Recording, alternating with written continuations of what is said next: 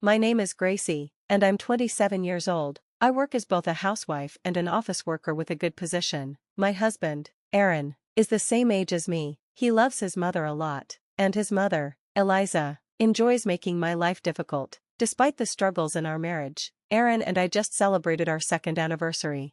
I'm proud of how much I've been able to handle, and work has become my escape. Because of that, I've been getting promoted quickly, which isn't something many women experience. Right now, I'm on a business trip across Europe for meetings. I'm in the middle of an important meeting when my phone, which was on silent, started vibrating. I thought it might be an emergency because there were 2 missed calls. When I checked my phone, I saw that the calls were from my mother-in-law, Eliza. What's going on? I wondered. I hope nothing bad happened. I quickly decided to return the call. Just as I was about to leave the meeting to do that, my phone rang again, and it was Eliza. "Hello, Gracie, where are you?" she asked. I answered the call, but she sounded annoyed. Maybe I shouldn't have picked up," I muttered. "Hello, Eliza, how are you? Is there something urgent? Why aren't you answering me? I just asked where you are," she snapped. I felt irritated by her tone, but I didn't want to argue because of the important meeting I was in. I calmly said, "Sorry, didn't Aaron tell you? I'm in a meeting on a business trip. Can I call you back when I'm done?" She responded, "Of course Aaron told me, but why are you leaving your house and husband? Come back home right now." Her sudden and unreasonable demand threw me off. "I'm sorry, Eliza, but I'm in the middle of an important meeting and I can't just." She cut me off, saying, "You're so bossy, even though you're just Aaron's wife. I don't care about your reasons. Come back home now. Today is really important, do you understand?" "Today is important?" I asked, confused. I wanted to know what made today so special, so I asked her. "We're celebrating my 60th birthday today," Eliza replied, sounding proud. I thought her birthday was supposed to be at the end of the month, and it was strange that she wanted to celebrate on a weekday while I was away on a business trip. Aaron and I had already planned a special celebration at a restaurant for her 60th birthday. I was getting really tired of Eliza trying to control me again. It felt like every year she was getting worse, especially when she knew I was busy with important work. So, I told her. "As I said before, I'm on a business trip, so I can't come home right now." "Oh, really?" "Because I called Aaron earlier, and he said he'd take the day off for me. All the relatives will be there, except for you. You're always working. You're so cold. What do you think of your husband's parents?" she said sarcastically. I didn't want to deal with her anymore. I had an important meeting, so I just said, "I'm sorry, but I can't come to your 60th birthday celebration, no matter what you say." Eliza stopped being sarcastic and took a deep breath. Then she said, "Well, if that's the case, I won't recognize you as family. Don't bother coming home. It's over. Aaron deserves better than you." She said all this without stopping to take a breath. I was angry and upset, but I didn't want to keep arguing with her on the phone. I said, Okay, I'll talk to you when I get home. I'm sorry, but I really have to go." Then Eliza said, "What's with that attitude? I told you not to come back. I'll talk to Aaron myself." And she hung up. I was exhausted from dealing with her and went back to my meeting. After 2 days of meetings, I finally returned home. I was so angry that I didn't even remember how I got there. When I opened the door, I heard Aaron's tired voice saying, "Welcome back." I took off my heels and went straight to the living room, where I saw a pile of boxes. I was confused until I saw Aaron taping them up. "What's with the boxes?" I asked. He told me that they were all of my things. Aaron explained that Eliza really had her 60th birthday celebration on the day she called me. She told the family I was rude to her over the phone and that I didn't care about her birthday. Then she told everyone that she was going to make Aaron divorce me and send me back to my parents' house because I wasn't good enough for him.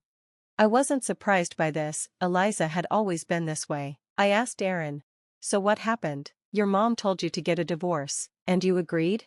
"No, not exactly, but she told me to pack your things, and I didn't have any choice," Aaron answered with a sigh. I was shocked. "Wait, you didn't argue with your mom? You're okay with getting a divorce?" Aaron explained that his dad, Alex, also told him, "If Eliza's upset, you'll have a hard time, so listen to her." So Aaron just went along with the divorce.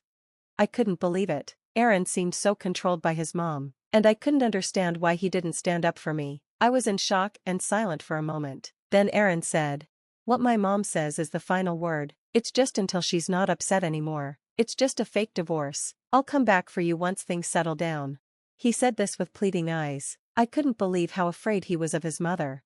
I started to feel disgusted with myself for marrying him, but then I thought, maybe this was a good opportunity. If I stayed with Aaron, Eliza would keep tormenting me, and I'd always be pressured to get a divorce. Maybe it was a blessing in disguise. I had my own income and could support myself just fine. I didn't need Aaron or his family. In that moment, it was like a weight lifted off my shoulders. I looked at Aaron and said, "Fine, let's get a divorce." I then called Eliza. After a few calls, she answered. "Hello?" she said, and I calmly replied, "As you wish, we're getting a divorce." Eliza sounded happy and replied excitedly, "Yes, finally, you realized you're not good enough for Aaron. Don't worry, I'll find him a better, more obedient wife who'll listen to me." Eliza kept going on with her sarcasm, saying things like, "Aaron will be in high demand, and I'll take care of my son until he finds his next wife, so don't worry about that." After all her remarks, I calmly told her, "Don't misunderstand me, Mother." She was in a good mood and replied, "Oh, aren't you just a sore loser? Don't worry about it." Then she added, "By the way, Gracie, I've got the divorce papers from the city office and gave them to Aaron. Don't forget to sign them." She hung up without saying goodbye. Aaron, who had been listening to our conversation, looked relieved. I couldn't believe how naive Aaron was, so I asked him, "Does your mother know you're a full-time house husband?" He replied, "How could I tell her that? My mom is all about the fact that I work for a big company." I realized that Aaron had never told Eliza the truth about his job. At home, he wore a shabby sweatshirt, but whenever he met Eliza, he dressed in a suit, and when Eliza called during the day, Aaron pretended not to be home, making it look like he was working. Eliza had told everyone at her 60th birthday that Aaron was such a good son, taking time off work just to celebrate with her. She also said that if Aaron wanted, he could easily find a more obedient and prettier wife than me. But I knew that after our divorce, all of this would come to light. Eliza, who thought her son was perfect, would never suspect that Aaron had quit his job a year ago. Aaron had made a huge mistake at work, which led to a written apology, demotion, and pay cut. He probably didn't tell Eliza about it because he knew she would be furious. Since Eliza spoiled Aaron, he became weak and easily upset. When he had to face the consequences of his mistake, he couldn't handle it. He called in sick at first, but eventually, he just stopped showing up to work and got fired. Now, Aaron was relying on my income and had no intention of finding a new job. He hadn't told Eliza the truth, because he was too scared of her reaction. I almost wished I could see how shocked she would be when she found out, but it wasn't my problem anymore. Aaron handed me the divorce papers and said, "This is just a cover to convince my mom." I signed them, moved into my new apartment, and started a new chapter. A month later, Eliza called me again. I was surprised, but I answered, "What do you want now? Aren't you happy you got rid of me?" She responded the same way as always, asking about Aaron. After I left, she went to his apartment several times to do housework, but every time, Aaron was just lying around in his room, not working. She asked me if I knew what was going on. I tried not to laugh and said, I see. Well, of course, Aaron has no plans to work again." Eliza, as if forgetting she was the one who kicked me out, asked, "Gracie, can you do something about it?" I couldn't believe she was asking me for help after everything she'd put me through. I answered, "Why should I? You didn't want me in your family, remember?" It was typical of her to only ask for help when it suited her, after treating me so badly for so long. Eliza then said, "Well, I was wondering if you said something to Aaron before you left." I couldn't believe how much she wanted to blame me for everything. Did she really not see the problem with her son, Aaron, and just blame me? I was the one who had been hurt in all of this. She accused me of marrying Aaron for money, thinking I was upset about the divorce because I lost out on a luxurious life. "Are you kidding me?" I responded. "I supported Aaron financially during our marriage. I was the one paying for everything. If anyone should be upset, it's me." I thought about filing for alimony from Aaron, since he had money, but I didn't say anything to her about it. Eliza, shocked, argued, "How dare you make something like that up?" Then she said, "You just forgot to ask for alimony, didn't you? Aaron makes more money than you. If you want money, he can pay whatever you want." She still thought of Aaron as a big shot, working at a major company. I realized maybe she didn't know the truth about Aaron's situation. This could be my chance to get back at her, so I told her, "Your son is a full-time house husband. He quit his job a long time ago." She couldn't believe me. She yelled, "What? You're lying." I just said, "Why don't you check with the company? You'll see who's telling the truth." Eliza was quiet for a moment before saying, "Well, if that's true, what are we going to do? I can't take care of Aaron with just my pension. No one will marry him because he's unemployed. What are we going to do?" Her voice was more desperate now, and it felt good to hear. I smiled to myself. She paused, then started talking to someone next to her. After a moment, she said, "Gracie, will you please come home?" I was confused by her sudden change of tone and replied, "No, we're divorced. I wouldn't come back to your family if the world turned upside down." Then I heard someone nearby, probably her, getting upset. It sounded like they were arguing. "I told you I would come get you back when things cool down," Eliza said. As I listened, I could hear Aaron's voice shouting in the background. Yes, yes, you could remarry my son, you know."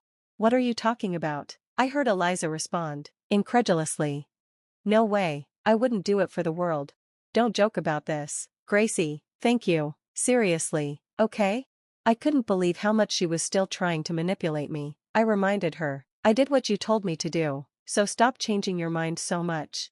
She was trying to make it seem like I had no right to refuse her demands. I was fed up with her mind games. "I didn't think you'd actually divorce my son," Eliza finally admitted, her voice betraying her shock. In response, I let her have it. I was just putting up with everything. Besides, Aaron packed up my stuff and kicked me out without any say in it. I went off on her, listing all the ways she had mistreated me. "You see, that was just a prank," she said, trying to brush everything off. I couldn't hold it in any longer. "A prank? It's worse than that," I snapped. I was done with her games. As I looked at my watch, realizing it was almost 1 p.m. and my lunch break was ruined, I finally said, Eliza, are you done now?" "What, Gracie? What did you say?" She cooed in that sugary sweet voice of hers, hoping I'd fall for her charm. But I was over it. "I'm going to hang up now. I have another meeting in a few minutes. I need to go over some documents," I said coldly. As I pulled the phone away from my ear, I could hear her still yelling, "Wait, wait, Gracie, hey, Gracie, say something." Her frantic screams only made me more disgusted. She was always blaming someone else when things didn't go her way. I was done listening. Without a second thought, I hit the end call button and blocked her number. No more of her toxic behavior.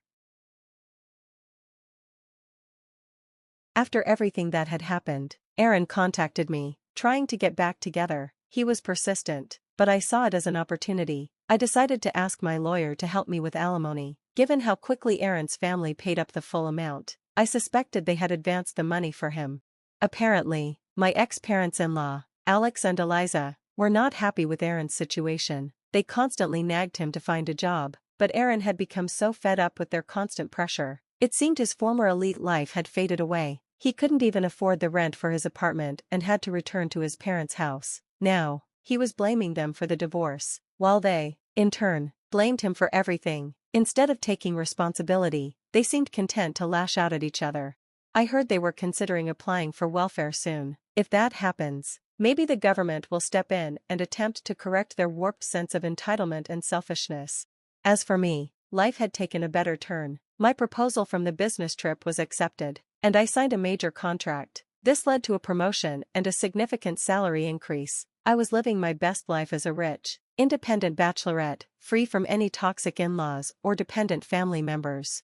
If I ever consider marriage again in the future, you can bet I'll be doing a thorough background check. No more husbands who adore their mothers or families who think they can control me. I've learned my lesson.